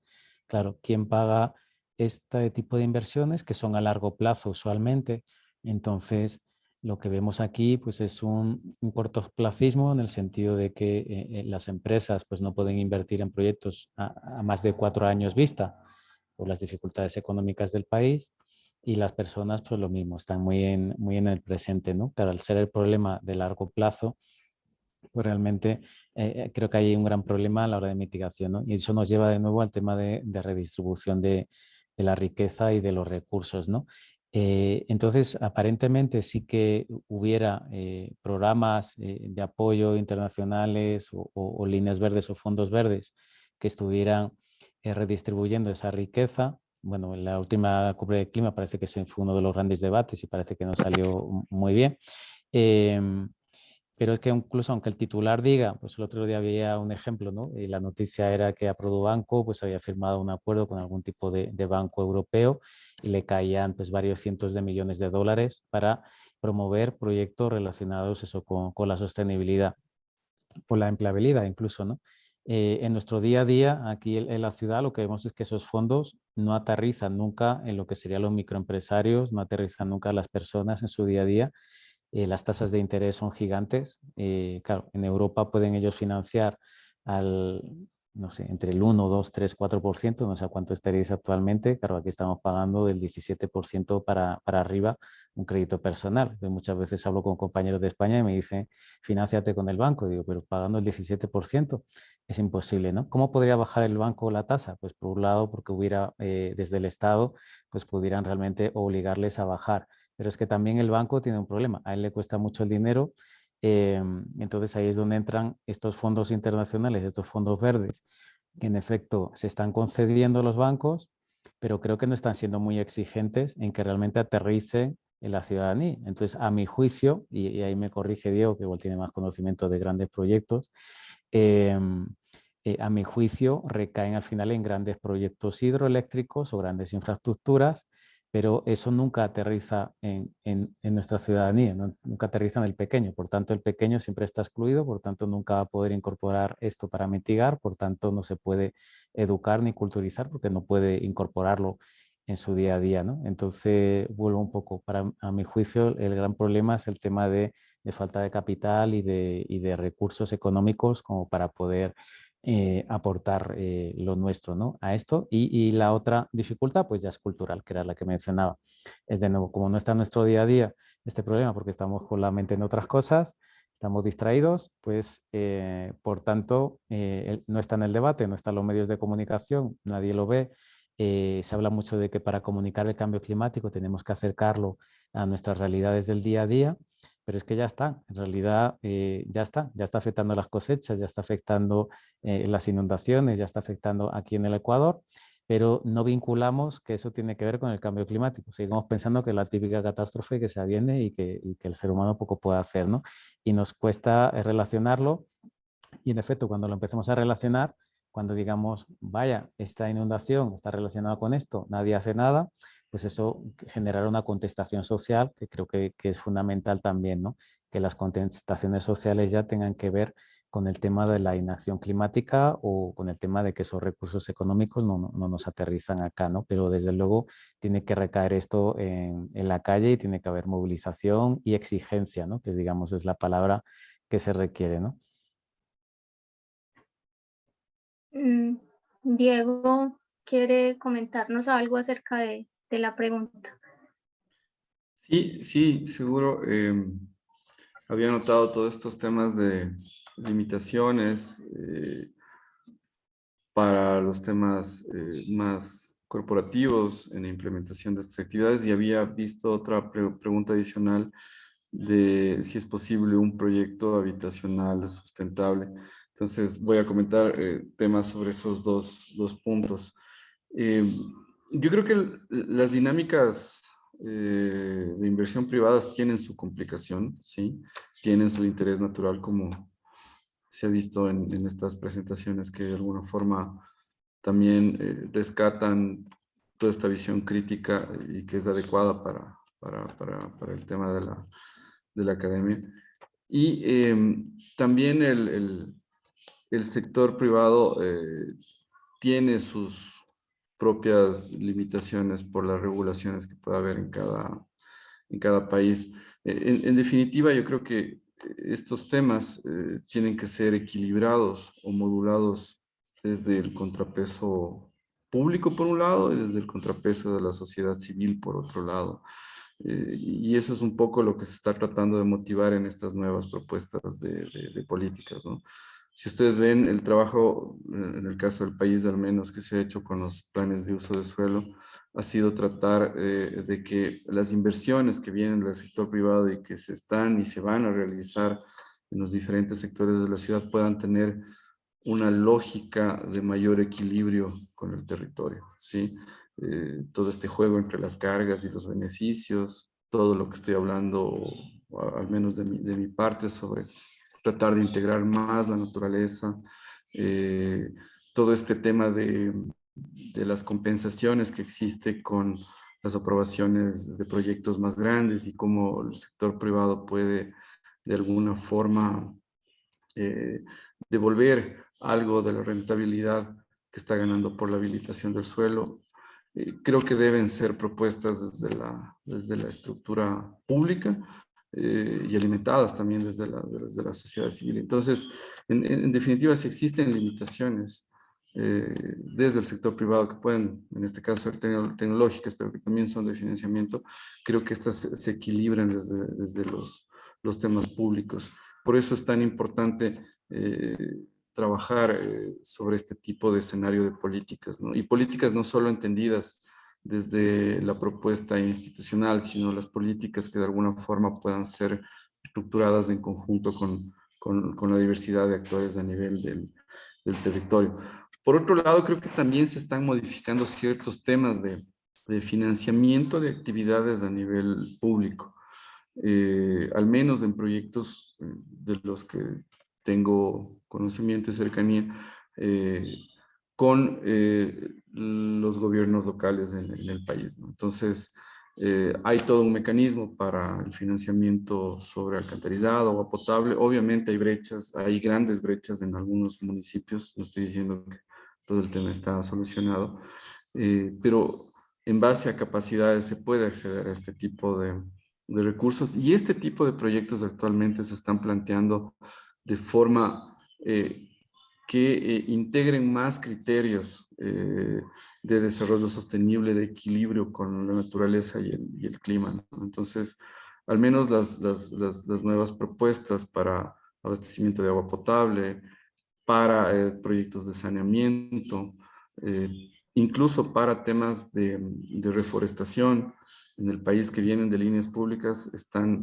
pidiendo este tipo de temas. Entonces, hay como un reverdecimiento de este tipo de líneas activas, ¿no? Y no hablo en nombre del sector público, yo no trabajo ya en el sector público, pero estamos viendo cómo este tipo de temas están planteándose en estas líneas. Y estas líneas de financiamiento para ciudades en donde pueden integrarse estas propuestas como las que hemos estado hablando ahora, también están capturando ciertos fondos verdes, ¿no? Creo que el Banco de Desarrollo del Ecuador, que es el que de alguna forma financia los proyectos de desarrollo a nivel local, en una cartera específica de temas, también tiene la propuesta y la intención de acceder a recursos del Fondo Verde del Clima, en este caso, para que esos sean transferidos de forma adicional a las municipalidades, ¿no? Y ahí pueden estarse integrando esta pregunta que salió al final de tener una propuesta de proyecto habitable sustentable o proyecto habitacional sustentable, ¿no? Puede darse desde la perspectiva privada, con las regulaciones que desde lo público se puedan plantear en ese sentido, con la habilitación de ese suelo seguro que está en esta propuesta de agenda urbana para el país y que fue un compromiso desde Hábitat 3 en ese sentido. Y también puede darse desde la perspectiva de que se pueden proponer propuestas, se pueden estructurar propuestas de vivienda social en este caso, para que accedan a este tipo de recursos, ¿no? Entonces, se requiere capacidades, no estoy diciendo que sea tan fácil. Por eso es que salen proyectos como el que de alguna forma había presentado, que es un proyecto de preparación, es un proyecto de capacidades para presentar mayores propuestas de mayor presupuesto, ¿no? Pero obviamente hay brechas, ¿no? Hay brechas en donde los mecanismos de trabajo de este tipo de iniciativas tienen que acercarse, por ejemplo, a los espacios de cooperativismo que veíamos, ¿no? Y debe haber una sinergia en ese sentido, porque hay ciertos espacios donde se plantean las propuestas y ciertas capacidades y ciertos formatos y no van a ser tan fáciles para todos, ¿no? Pero hay mecanismos que las pueden acercar y creo que lo importante es conectar eso. Eso podría comentar de mi parte. Bueno, ahora damos paso a Yaisa con la pregunta que nos hacían inicialmente. Gracias. Sí, sobre cómo se afronta o cómo se entienden, ¿no?, los impactos. Claro, no es que haya un posicionamiento en nombre del cooperativismo general, ¿no? O sea, como único, una respuesta única, ¿no? Yo creo que depende mucho de las diferentes experiencias y sobre todo de los ámbitos, ¿no?, con los que trabajan las distintas cooperativas, ¿no? Lo que sí que desde Somenergia, ¿no?, puedo hablar más en nombre de Somenergia, sí que hay también, bueno, lo que planteaba antes Juan José, o sea, hay una parte pedagógica de explicar que es muy importante, o sea, mucha gente desconoce en verdad los impactos geopolíticos que hay detrás de nuestros bienes de consumo, ¿no? Y, por ejemplo, en Somenergia organizamos una escuela cada año. En la última escuela hicimos una charla exclusiva de la relación norte-sur en cuanto a los materiales que están en juego cada vez que en el norte pues, queremos instalar placas solares, ¿no? Que no solo afectan a América Latina o ¿no? a América del Sur, sino que, por ejemplo, pues, tienen un impacto muy grande en China, ¿no? Donde hay poblaciones esclavizadas y explotadas también para la extracción de ciertos materiales, ¿no? Y este es un tema que se desconoce y que evidentemente en cuanto se le hace difusión, pone en jaque a los privilegios, ¿no?, que tenemos desde el norte. Entonces aquí hace falta con mucha pedagogía y sobre todo una mirada de decrecimiento muy importante. En verdad, Juan José ha respondido muchas de las cosas a nivel de pedagogía y de decrecimiento, ¿no? O sea, hace falta que el norte consuma muchísimo menos para que este impacto sea menor en el sur global también, ¿no? Y no solo pasa por consumir menos, sino que pasa por volver a reapropiarnos de las fuentes de producción, ¿no? Hasta ahora también externalizadas, ¿no? Y pasa por esta soberanía energética que tiene que ver con tener los sistemas de producción energética, ¿no? Los molinos, las placas solares, lo más cerca del punto de consumo posible, ¿no? Es decir, proyectos colectivos, ¿no? Bueno, las compras colectivas de las que hablaba Juan José, ¿no? En Somos Energía también las promovemos, ¿no? Que tiene que ver con que cualquier persona que tenga un tejado en el Estado español tiene que tener placas solares, pero no placas solares por placas solares, porque cada placa solar tiene un conflicto geopolítico detrás, sino placas solares que en la medida de lo posible hagan que también disminuya la necesidad de fósiles, que a la vez son empresas fósiles que están implantadas en América Latina, ¿no? O sea que al final es buscar un equilibrio también entre la estructura fósil, ¿no? Que extrae directamente del sur global con una renovable que también depende a nivel de materiales del sur global, ¿no? O sea que al final es un tema complejo, ¿no? Pero sí que desde el cooperativismo se intenta hablar del consumo responsable, ¿no? Del fair trade, de intentar buscar esas etiquetas, esas garantías que están garantizando de algún modo la sostenibilidad, las garantías laborales dignas, ¿no? Es decir, que consumimos cosas que laboralmente respetan los derechos humanos ahí donde se produzcan, ¿no? O sea, es una pregunta súper difícil de responder, que ahora me da la sensación de que la estoy como evadiendo, ¿vale? O sea, porque es un jaque a los privilegios del norte responder esta pregunta. Y entonces, para mí la respuesta sería el decrecimiento, consumir menos y mirar ese punto de equilibrio entre lo nuevo, que también depende del sur, y lo viejo, que también está expropiando al sur, ¿no? O sea, es realmente un dilema difícil, ¿no? Y quería decir otra cosa en relación a esto, que se me ha olvidado. Bueno, y también eso, ¿no? Que Juan José me hacía una pregunta directa, ¿no? Cómo desde el norte podemos responsabilizarnos, ¿no? Podemos dar ese dinero, ¿no? Que el sur igual podría necesitar. Y cómo en Som Energia afrontamos esto, pues en Som Energia por ahora no se está afrontando esto, o sea, por ahora estamos sobreviviendo en un marco español de mercado eléctrico súper agresivo, ¿no? Súper hostil. Eso también parecerá una excusa. Tomo la responsabilidad de que tenemos una tarea que no estamos asumiendo. Y, por ejemplo, tenemos el Germinador Social, no sé si lo conocéis, este es un proyecto anual donde se puede presentar cualquier iniciativa de innovación social que tenga una base en el Estado español, es decir, cualquier ONG que tenga base en el Estado español, pero ONG o entidad, empresa que esté trabajando en el Estado español, pero que tenga un impacto en otros lugares, puede presentarse a este concurso y es un concurso de retribución monetaria. Se da un premio, creo, de 5.000 euros. Es una miseria, pero bueno, es una manera de repartir la riqueza y esos proyectos ganadores que tienen esta mirada de innovación social y de transición energética transformadora pueden recibir parte de este capital, por ejemplo, ¿no? Sería una manera mínima, pero es verdad que tenemos una responsabilidad con el sur. Por ahora en Som Energia la afrontamos sobre todo a nivel de pedagogía y de dar voz, ¿no? Pero quiero decirlo bien. Tengo un minuto, ¿verdad? ¿Me dais un minuto? A ver.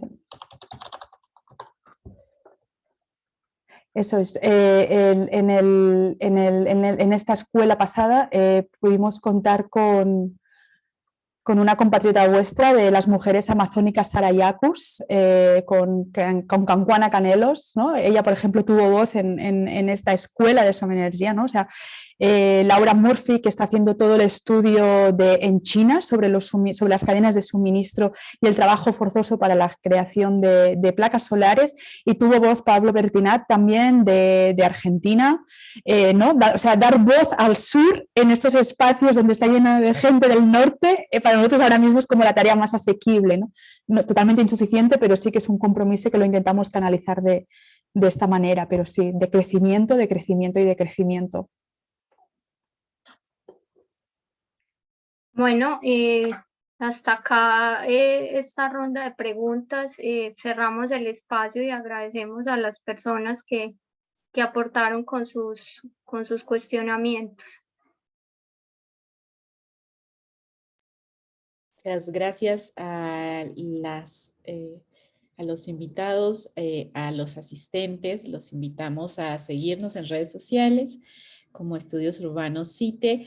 Este coloquio estará disponible en nuestras redes para que ustedes puedan explorar este debate alrededor de las experiencias para enfrentar el cambio climático en nuestras ciudades. Y los invitamos, por supuesto, a ser parte de la especialización en liderazgo, cambio climático y ciudades. Hasta una próxima ocasión y muchísimas gracias. Gracias, A hasta todos y luego. todas vosotros, sí. Hasta pronto. Chao. Adiós. Gracias, mil gracias. Gusto. Gracias. Gusto.